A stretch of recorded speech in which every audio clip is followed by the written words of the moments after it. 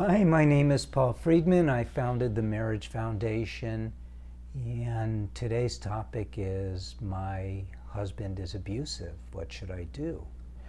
So, there are degrees of abuse, and unfortunately, in the Western world, there is this idea of emotional abuse and psychological abuse and a lot of abuses that I think lower the standard in a way that isn't helpful. There are women who are battered. They're beaten up. They're punched. They're kicked. They're thrown out of moving cars. They're hurt very badly physically. Sometimes their lives are in danger. So that's abuse for sure. And then there's a scale. And I'm not here to tell you at what point the scale goes from red, you got to get out of there, because in those cases you got to get out of there, to let's see if we can work through this. Now, if the children are involved, if they're present, and I'm talking about when a wife is being hit, struck, not necessarily screamed at, but struck, and the children are not considered, that's also pretty bad. That's could easily be in the red zone of you got to get out of there. However, I have to tell you the truth. I have met with women who push their husbands to that point. They know their husbands are volatile. They know their husbands will become unhinged, or they even pick times when he's been drinking. What do?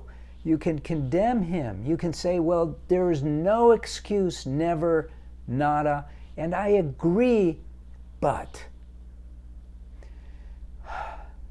there are times when, as a wife, you got to use some common sense, and not if your husband has an anger problem, a drinking problem, or something like that, and you know you're going to push him into violence.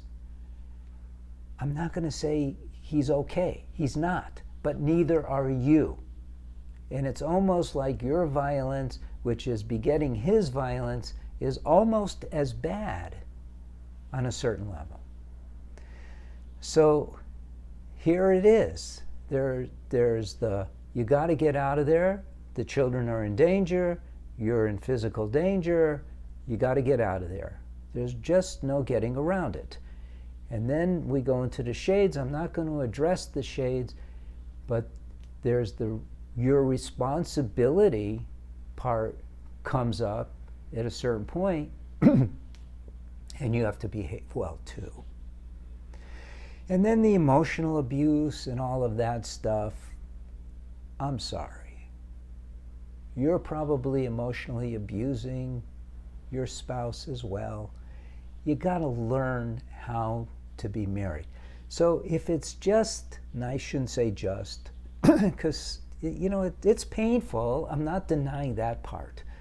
But if it's not dangerous, then the ticket at this point is to learn about marriage, learn how to behave, read one of my books, take one of the courses, do something that's very proactive, and calm things down, and then see what happens. Write into one of our counselors if you have the need to. It's free. And let's see if we can help you in your particular situation get some perspective. All right. Blessings to you, blessings to your spouse, and blessings to your family. Thank you.